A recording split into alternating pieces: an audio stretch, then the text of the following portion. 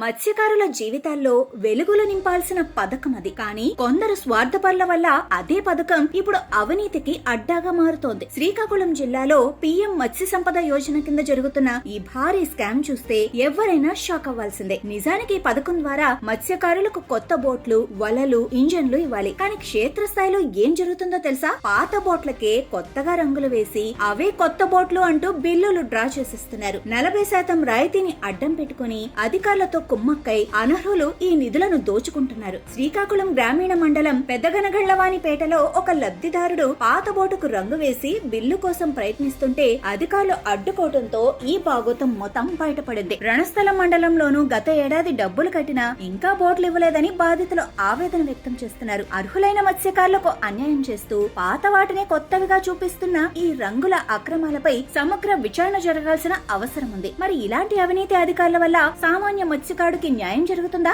మీ అభిప్రాయాన్ని కింద కామెంట్ చేయండి.